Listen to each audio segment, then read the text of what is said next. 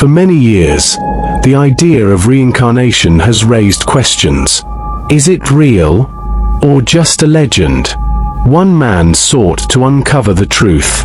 His name was Dr. Ian Stevenson, a psychiatrist and professor at the University of Virginia School of Medicine. And his discoveries? They shocked the world. Dr. Ian Stevenson investigated more than 2,500 cases of reincarnation in children. One of the most mysterious cases, a young girl named Panema Ekanayak. Born in 1990, she made an extraordinary claim, one that would leave experts baffled. She insisted that she had lived before, not just anywhere, but as an incense maker in Sri Lanka. And the details? They were uncanny. From the time she could speak, Panema described memories of her past life. How she was killed, run over by a large vehicle while riding her bicycle to the market. And on her chest, a striking birthmark, a scar from the past. Her family, teachers in Bakamuna, were stunned. How could she know these intimate details about a life she never lived? She described the types of incense she made, Ambiga in Gatapicha, the factory near a brick factory and a pond, the 2 vans and a car her family owned. And then, the most unbelievable detail of all, she named her past family members, her mother's name, her marital status, her education. Could this really be just a coincidence? Icelandic psychologist Erlendur Haraldsson and Dr. Ian Stevenson took on the challenge. They traveled to the Kelenaya area, investigating every lead. That's when they found him. A man named Wijasiri, someone who had worked with Jinadasa Pereira. And who was Jinadasa Pereira, you may ask?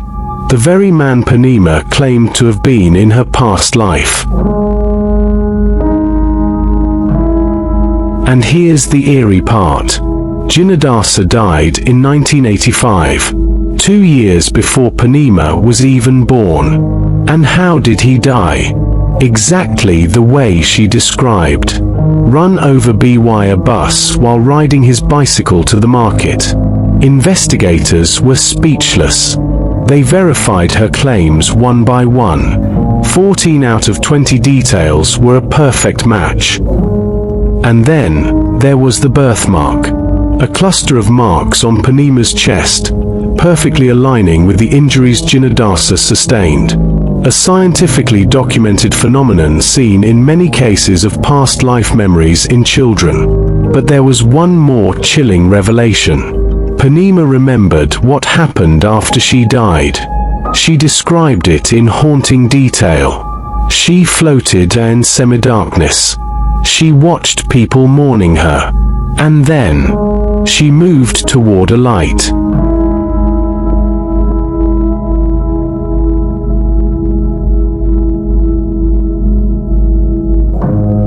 Dr. Ian Stevenson was a man on a mission. He dedicated his life to answering one of humanity's greatest mysteries. Is reincarnation real? And if so, how could it be proven? But instead of studying adults, he focused on children. And the reasons? They were fascinating. 5 reasons why Dr. Stevenson studied children instead of adults. 1. Memory fades over time. Dr. Stevenson discovered that past life memories were strongest in early childhood. But as children grew older, these memories disappeared. By the time they reached adolescence, the memories were gone. This is why young children's memories were more reliable. 2. Less influence from external factors. Children are pure. They are less likely to be influenced by movies, books, or stories. But adults, they have been shaped by culture and experiences. Could they mistake learned information for past life memories? Stevenson didn't want to take that chance. 3. Cognitive development. As children grow, something happens. Their brains change. They begin to focus on their current life, their identity, and the memories of the past. They start to fade. That's why Stevenson knew he had to study young children before the memories were lost forever. 4. Adult studies are less reliable. Other researchers tried to study adults using hypnosis, but Dr. Stevenson, he didn't trust it. Hypnosis could lead to false memories, suggestion, influence, imagination. But when it comes to a child doesn't need hypnosis to remember their past life. The memories come spontaneously. 5. Spontaneous recall in children. This was the most important discovery of all. Between the ages of 2 and 5, children remember past lives with uncanny detail. And the most shocking part, no one prompted them. No one asked them. The memories just appeared. This was the core of his research. But how did Dr. Stevenson prove his findings? He used scientific methods to separate fact from fiction. Here's how. The methods Dr. Stevenson used to study reincarnation. Case studies. He didn't just hear stories. He documented them. He conducted thousands of detailed interviews with children, their families, and, when possible, the families of the deceased individuals. And what he found? It was astonishing. Memory verification. How could he be sure these weren't just childhood fantasies? He cross-checked their statements with historical records, family testimonies, newspaper reports, official documents. Well, the results. Time and time again, the memories matched real events, birthmarks and physical evidence. This is where his research took a chilling turn. Dr. Stevenson discovered that many children who remembered past lives also had unusual birthmarks. Birthmarks that seemed to match the injuries or death wounds from their previous life. And when he checked medical records of the deceased, the locations of the wounds aligned perfectly. Coincidence or proof? Cross-cultural research. He didn't just study cases in one country. He traveled the world. India, Burma, Turkey, Lebanon, West Africa, and everywhere he went, he found the same patterns. Regardless of religion, regardless of culture, the experiences were nearly identical. Scientific rigor. Despite studying a mystical subject, Dr. Stevenson never relied on blind belief. He approached every case with scientific discipline, alternative explanations, psychological factors, fraud detection. And yet, after decades of research, he found cases that were so strong, so unexplainable, that they defied logic.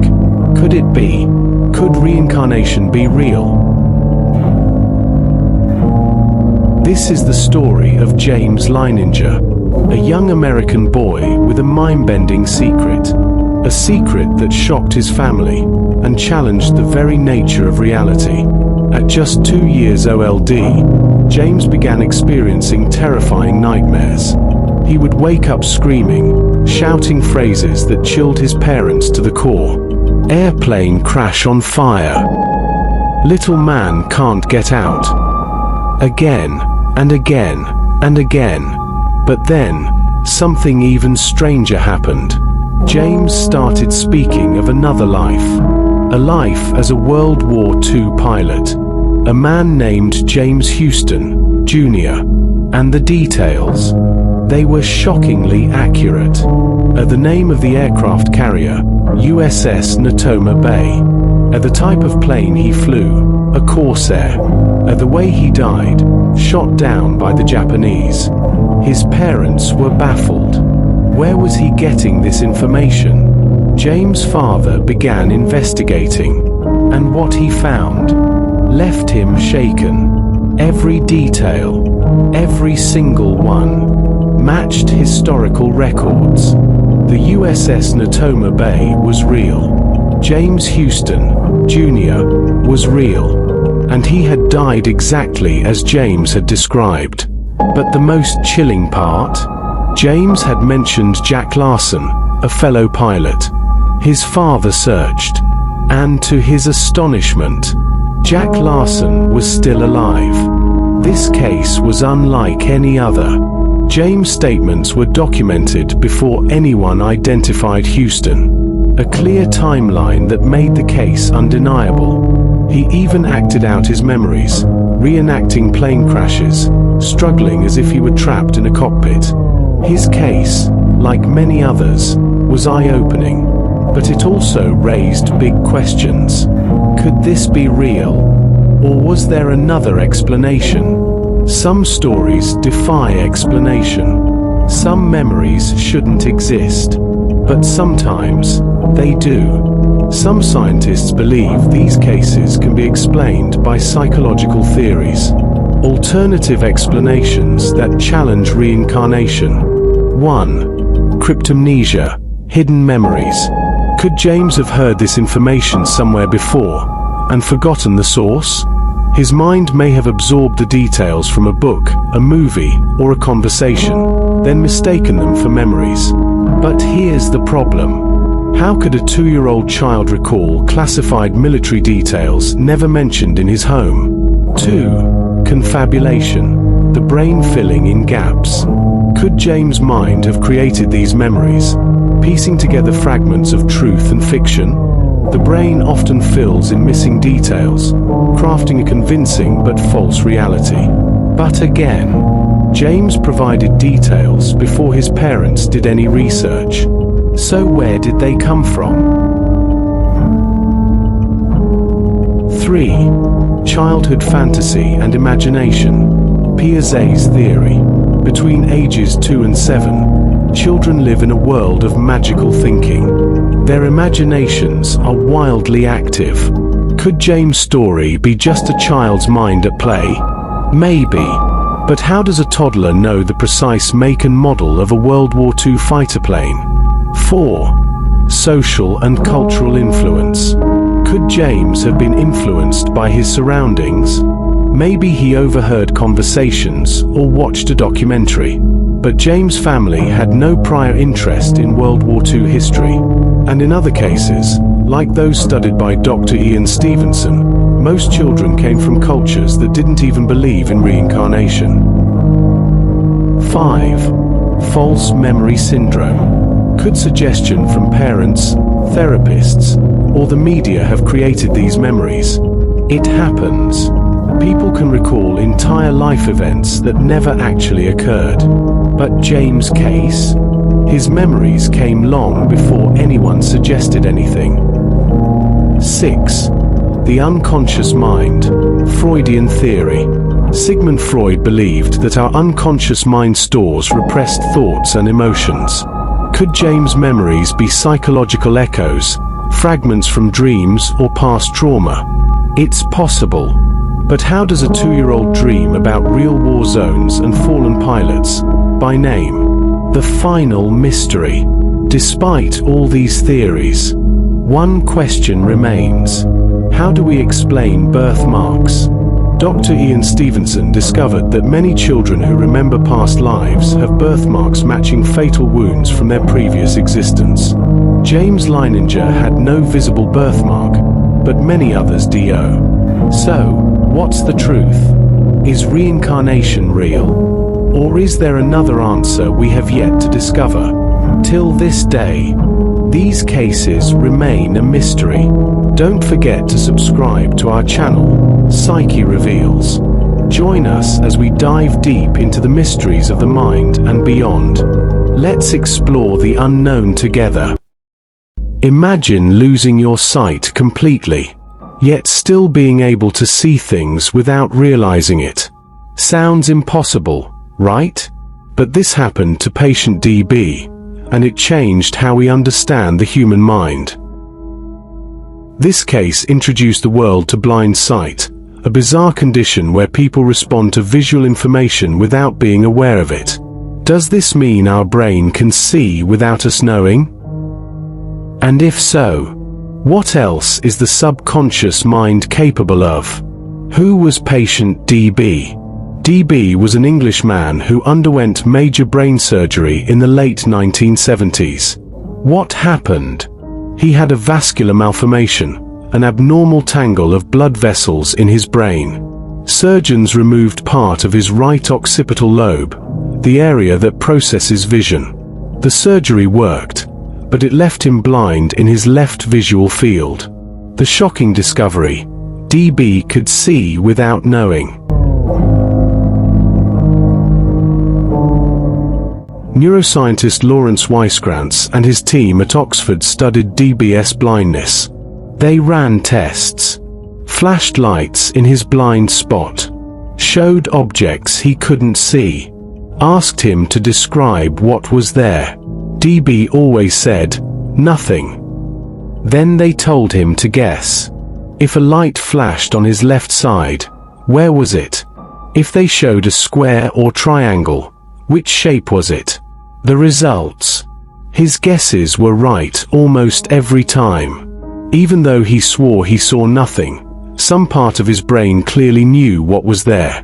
This was the birth of blindsight, proof that vision can exist without awareness. The science of blindsight. How can someone see without seeing? How vision works normally. Eyes send information to the primary visual cortex, V1, in the occipital lobe. V1 processes the data and makes us aware of what we see. What went wrong in DB brain? His V1 was gone. He should have been totally blind on the left side. But somehow, his brain was still processing visual information. Instead of using V1, his brain rerouted the signals. Superior colliculus helps track movement. Pulvinar nucleus helps filter sensory information. DB wasn't aware of what he saw, but his brain was. How this connects to the subconscious mind. Blind sight proves something incredible. A. We perceive more than we realize. DB brain processed vision, even though he couldn't feel it happening. What else is our subconscious picking up without us knowing? B. Challenges everything we know about consciousness. If seeing requires awareness, why could DB react to objects he didn't see? This suggests the subconscious handles more than we think. C. Might explain intuition. Ever had a gut feeling that turned out to be right? Blindsight shows we can know things without knowing why. Could the subconscious mind be more powerful than we ever imagined? Real-life applications of blindsight research. Helping blind patients regain sight. Scientists are exploring ways to train secondary visual pathways. The goal? Help blind people sense their surroundings without conscious sight. Understanding the mind. If the subconscious can see, what else is it doing behind the scenes? Advancing artificial intelligence. AI developers are studying blindsight to build smarter, more adaptive systems.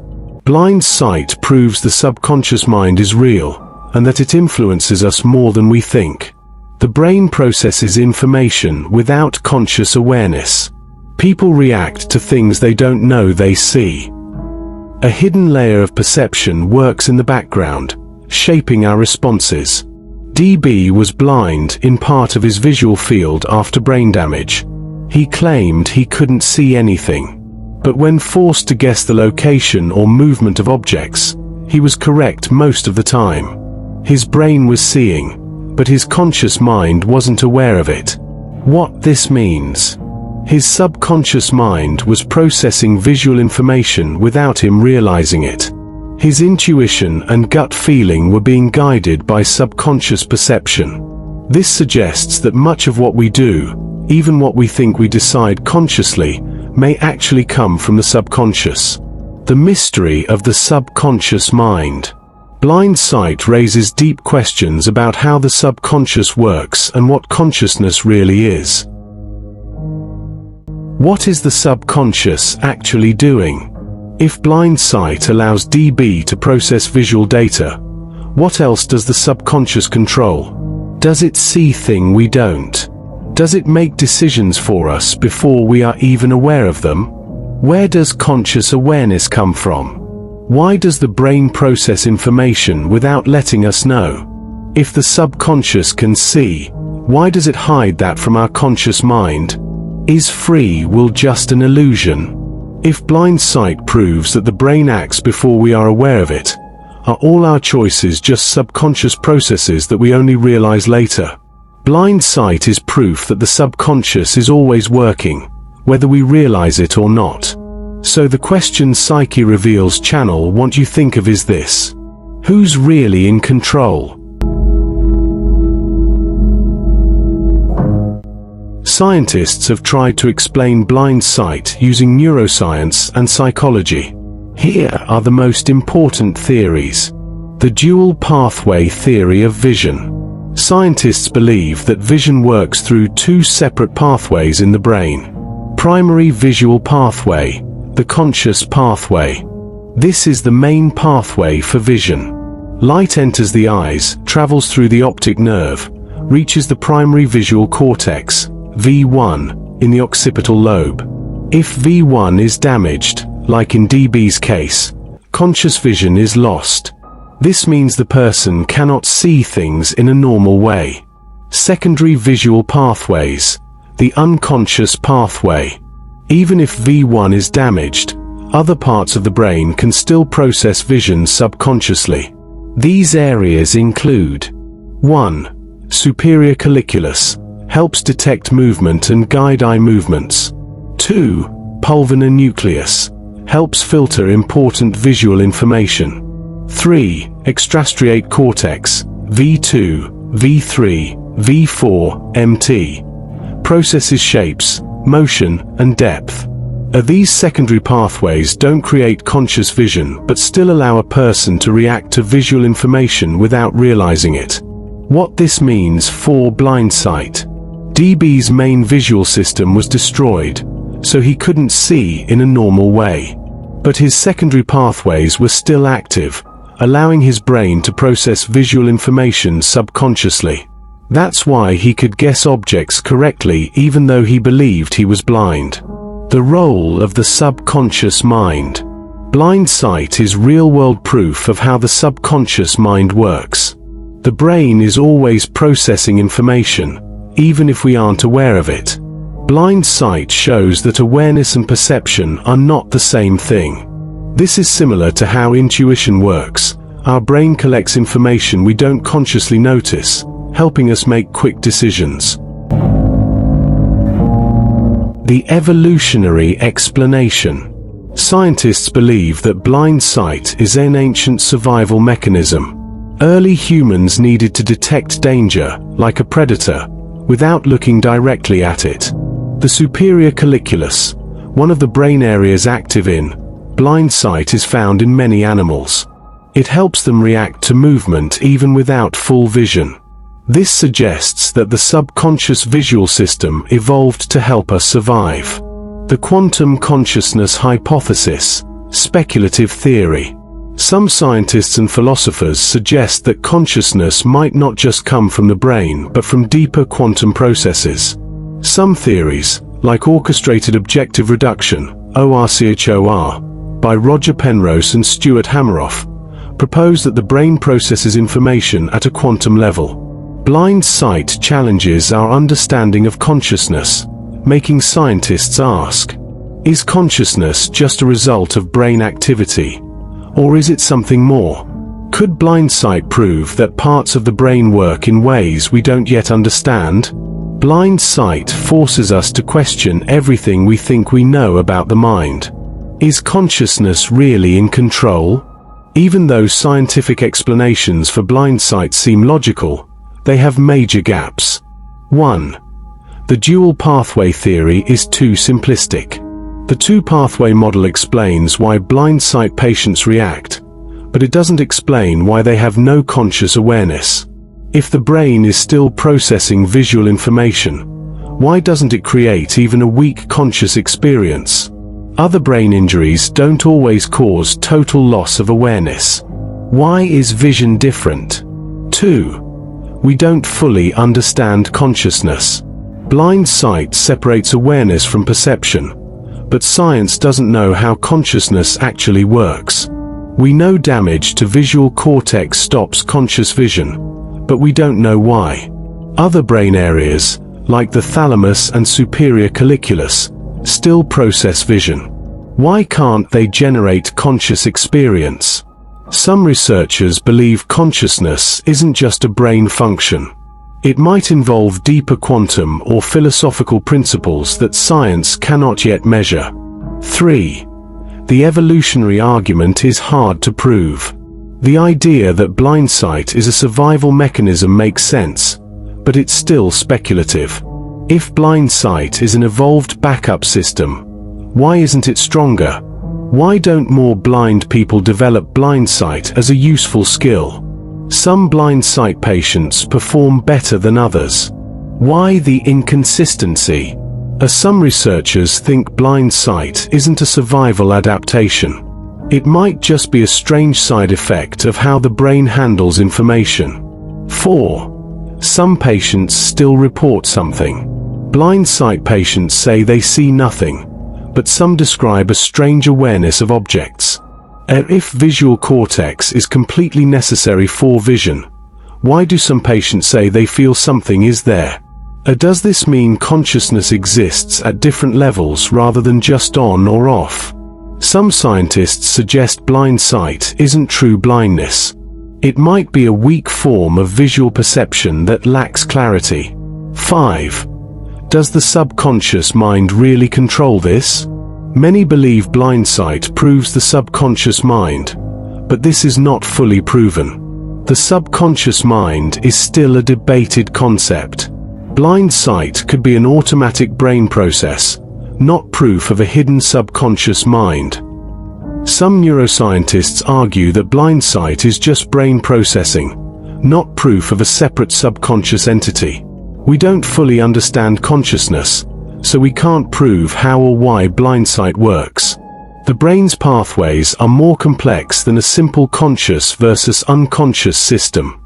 Blind sight might not be an evolutionary adaptation, just a side effect of brain damage. We don't know if the subconscious mind plays a role or if it's just automatic brain processing. Science has some answers, but many gaps remain. Blind sight is one of neuroscience's biggest mysteries. It challenges everything we think we know about perception, consciousness, and the human mind. Make sure to subscribe to Psyche Reveals channel and like the video.